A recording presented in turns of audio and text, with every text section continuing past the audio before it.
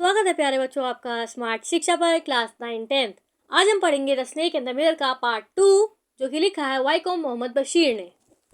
अब डॉक्टर अपनी चेयर से खड़े हो जाते हैं and pace up and down करने लगते हैं, यानी कि टू एंड फ्रो मूव करने लगते हैं आगे पीछे। तो उनके दिमाग में आता है मैं जिस लड़की से शादी करूंगा उसके पास बहुत सारे पैसे होने चाहिए, एक अच्छी सी मेडिकल की डिग्री होनी चाहिए और वो लड़की थोड़ी फैट भी होनी चाहिए, जिससे कि अगर मैं कोई गलती कर दूं तो वो मुझे पकड़ ना पाए। यही सोचते सोचते डॉक्टर अपनी चेयर के ऊपर बैठ गए और तभी उन्हें एक ऐसी आवाज आई जैसे कि ऊपर से नीचे कोई रबड़ की ट्यूब गिरी हो, और इससे पहले वो पीछे मुड़ पाते एक स्नेक उनके पैर पर रिगल्ड हो गया, यानी कि क्रॉल हो गया और उनके शोल्डर के ऊपर लैंड हो गया। और जब उन्होंने अपना हेड को पीछे मोड़ा तभी स्नेक ने भी अपना फेस उनकी साइड करा। ये दोनों मूवमेंट साइमल्टेनियस थे, यानी कि एट द सेम टाइम थे। तब भी उन्होंने जंप नहीं किया, ना ही उन्होंने ट्रेम्बल किया, यानी कि कोई मूवमेंट नहीं किया, और ना ही वो रोए। स्नेक बिना कोई भी टाइम लिए स्लिदर्ड हो गया उनकी आर्म के ऊपर। स्लिदर्ड यानी कि क्रॉल करता हुआ ट्विस्ट करने लगा उनकी आर्म को, और फिर उसने अपना हुड को भी फैला लिया। 3 से 4 इंच की केवल दूरी पर था वो उनके फेस से। डॉक्टर पहले से ही हिल नहीं रहे थे, लेकिन उन्होंने अब अपनी ब्रेथ को भी काफ़ी कंट्रोल करना शुरू कर दिया ताकि कोई मूवमेंट ना हो। पर उनका माइंड अभी भी एक्टिव था, भले ही वो स्टोन के लग रहे थे। रूम के अंदर कितनी डार्कनेस थी, पर फिर भी एक लैम्प की छोटी सी रोशनी थी। आगे डॉक्टर बोलते हैं कि वो चेयर के ऊपर इस तरीके से बैठे हुए थे जैसे कि कोई पत्थर की इमेज हो और उनके अंदर फ्लैश भरा हुआ हो। उसके बाद वो कहते हैं कि मुझे वहाँ पर गॉड की प्रेजेंस फील हुई, तो मैंने अपने हार्ट में लिखने की कोशिश करी गॉड।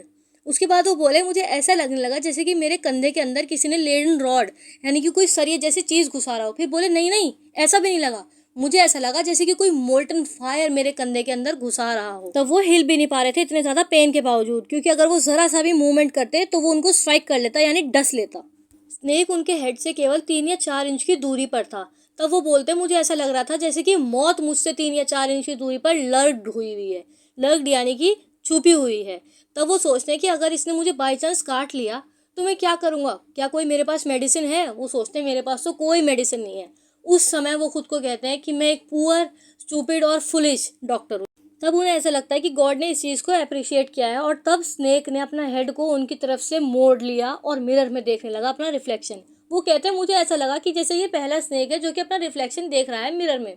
फिर वो खुद से सवाल करते हैं कि क्या ये अपनी ब्यूटी को लेकर अपने आप को एडमायर कर रहा है, क्या ये भी मेरी तरह इंपॉर्टेंट डिसीजन ले रहा है कि मैं मूंछ रखूँगा, आई शेडो बड़ी बड़ी रखूँगा, मस्कारा लगाऊंगा, या फिर वर्मिलियन यानी कि रेड बिंदी लगाने की सोच रहा है। वो सोचते हैं कि मुझे इसका जेंडर तो पता नहीं है, मेल है या फीमेल है। लेकिन तभी स्नेक अनबाउंड होने लगा, यानी कि अपने कॉइल्स को खोलने लगा, और थोड़े से ही टाइम के अंदर वो नीचे उतर गया और टेबल के ऊपर जाके बैठ गया ताकि वो अपने आप को क्लोजली लुक कर सके, क्लोज क्वार्टर ले सके अपने चेहरे का। डॉक्टर बोलते हैं कि मुझे बिल्कुल भी ग्रेनाइट जैसा फील नहीं हो रहा था, मुझे लग रहा था मेरे अंदर अब ब्लड भी है और फ्लैश भी। फिर भी मैंने ज़्यादा कोई साउंड नहीं किया और चुपचाप वहाँ से खड़ा हुआ और वरांडा में चला गया। जितनी भी मेरे अंदर ताकत थी मैं पूरी ताकत लगाकर वहाँ से भाग गया।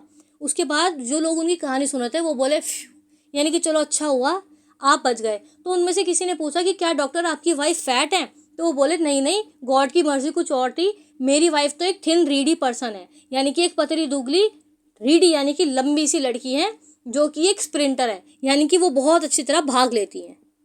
तब जो लोग उनकी कहानी सुन रहे थे उनमें से किसी ने पूछा कि क्या आपको स्नेक ने फॉलो करा।